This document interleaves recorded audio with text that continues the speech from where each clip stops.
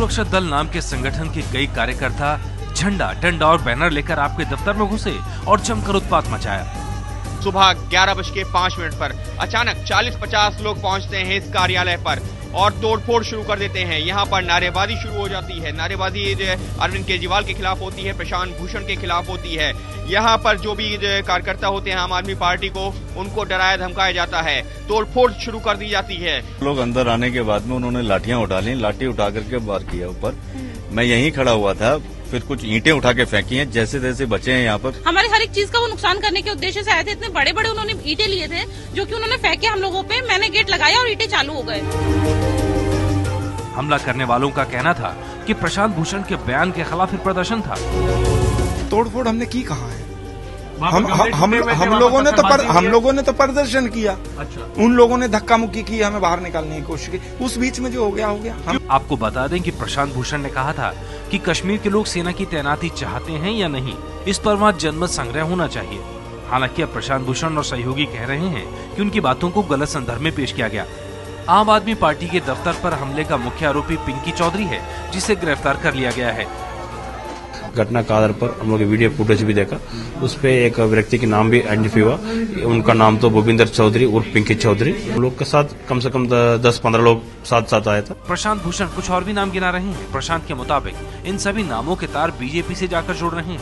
तो ये दिखा रहा है कि आज भाजपा और संघ परिवार के लोगों में, जो कि क्योंकि जिन लोगों ने हमला किया, विष्णु गुप्ता ये वही थे जिन्होंने पिछली बार भी हमला किया मेरे ऊपर 2 साल पहले। तेजिंदर सिंह बग्गा जिसने और हमला किया था, वो आज भाजपा का बड़ा सदस्य है। उसकी वेबसाइट प्रमोट करने के लिए मीनाक्षी लेखी वगैरह जाते हैं। इस तरह के लोगों को ये सब हरकत करने के लिए छोड़ना, ये दिखाता है कि आज भाजपा में और संघ परिवार में कितना ज़बरदस्त फ्रस्ट्रेशन है। जी भी उसके बाद कई बार कह चुके हैं कि वे मेरे कैसे इंटरप्रेट किया गया। अब प्रशांत जी, मैंने अभी देखा, प्रशांत जी ने कहा है कि मैं रेफरेंडम नहीं चाहता, मैं रेफरेंडम के पक्ष में नहीं हूँ।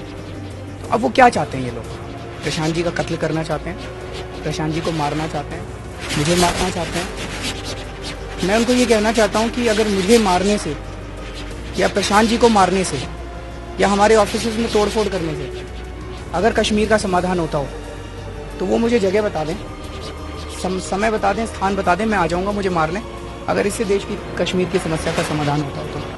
प्रशांत भूषण ने जो नाम लिए हैं वो गलती नहीं मान रहे, बल्कि कह रहे हैं कि प्रशांत को अपनी बयानबाजी बंद करनी चाहिए। उन्होंने पहले 2 साल पहले भी अन्ना हजारे के साथ में बयान दिया प्रशांत भूषण ने, तो मैंने खुद प्रशांत भूषण की जाके चैम्बर में पिटाई की, वो उस पर मामला भी चल रहा है। लेकिन ऐसी कोई भी बात हम कभी बर्दाश्त नहीं करेंगे। भारत देश बर्दाश्त नहीं करेगा, कोई भी हिंदूवादी बर्दाश्त नहीं करेगा। कश्मीर भारत का हिस्सा था और है और रहेगा, ये हमारी मांग है। अगर इसके खिलाफ अगर कोई भी जाएगा तो उसका हश्र जैसा प्रशांत भूषण का 2 साल पहले हुआ वैसा ही होगा। ये तो हिंदूवादी संगठन का छोटा सा टेलर है।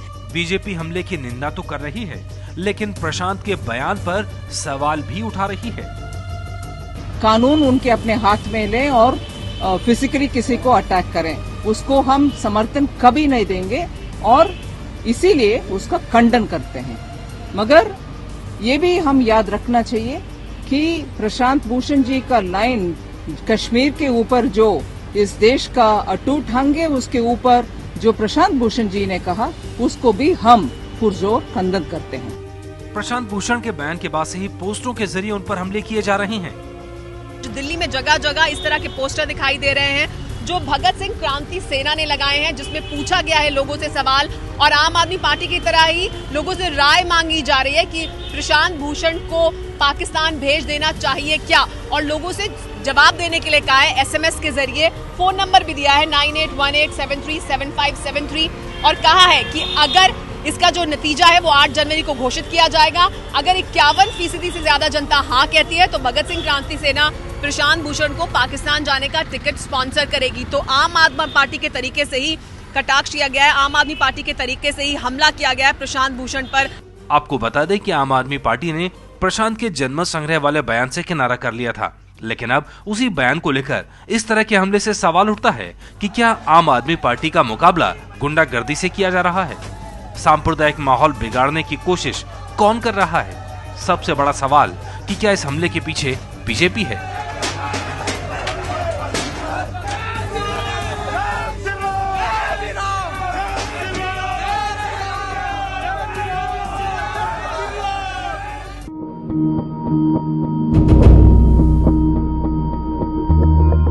कश्मीर के महाराजा हरी सिंह कश्मीर को आजाद रखना चाहते थे, जबकि पाकिस्तान को बनाने वाले मोहम्मद अली जिन्ना कश्मीर की इस आजादी के लिए तैयार नहीं थे। पाकिस्तान ने कश्मीर को झुकाने का हर हथकंडा अपनाया, रसद बंद की और कबायली तक घुसा दिए।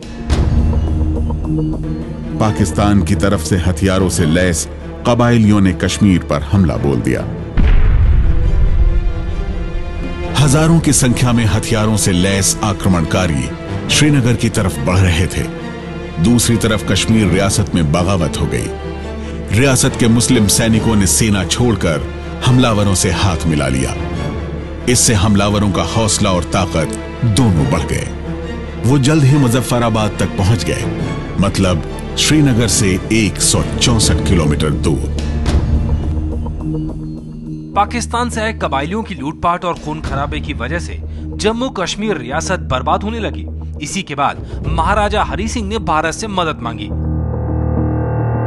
भारत इसी शर्त पर मदद के लिए तैयार हुआ कि हरी सिंह अपनी रियासत का विलय भारत में करेंगे। महाराजा हरी सिंह इसके लिए मान गए। उस वक्त सेना के कमांडर माउंटबेटन ही थे और सेना भेजने के लिए उनकी मर्जी जरूरी थी, लेकिन माउंटबेटन ने जंग खत्म होने के बाद जनमत संग्रह की शर्त भी लगा दी।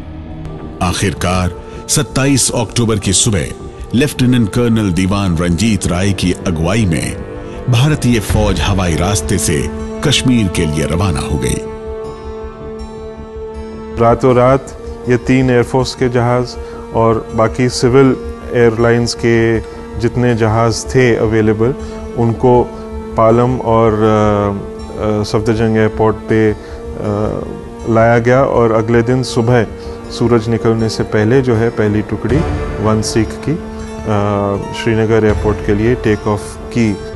लेकिन एक बार जब उस जमीन पर भारतीय फौज के कदम पड़े तो एक एक करके कबायली हमलावरों के पैर उखड़ने लगे। लेकिन जिन्ना ने इस विलय को मानने से इनकार कर दिया। मामला सुलझता न देख भारतीय प्रधानमंत्री जवाहरलाल नेहरू इसे संयुक्त राष्ट्र संघ में ले गए।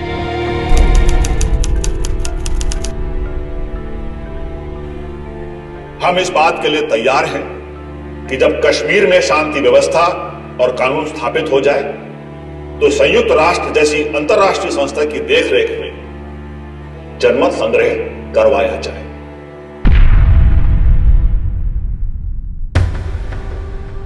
यहीं से भारत की मुश्किलों का एक नया दौर शुरू हुआ।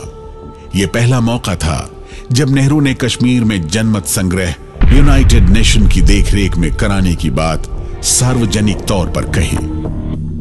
कश्मीर पर बिगड़ते हालात की वजह से नेहरू पद संभालने के कुछ महीनों बाद ही इस्तीफा देने के बारे में सोचने लगे थे। इस बारे में उन्होंने माउंटबेटन को चिट्ठी भी लिखी थी।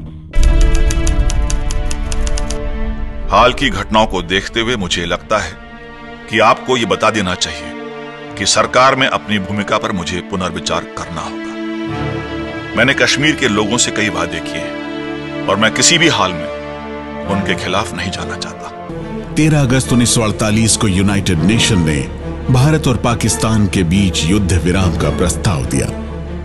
इस समय भारतीय सेना आगे बढ़ रही थी, लेकिन 1 जनवरी 1949 को पाकिस्तान और भारत के बीच सीज फायर लागू हो गया। जब सीज फायर हुआ, उस वक्त तक भारतीय सेना ने पश्चिम में पूंछ और उत्तर में करगिल और द्रास से कबायलियों को पूरी तरह खदेड़ दिया था, लेकिन इसके आगे का हिस्सा अब भी पाकिस्तान के कब्जे में था। कश्मीर का वो हिस्सा जो पाकिस्तान के कब्जे में है, उसे हम पाकिस्तान के कब्जे वाले कश्मीर यानी पीओके के नाम से जानते हैं। जो सीज फायर लाइन थी, उसे हम लाइन ऑफ कंट्रोल कहते हैं। तब से लेकर आज तक कश्मीर भारत और पाकिस्तान के बीच विवाद का मुद्दा बना हुआ है।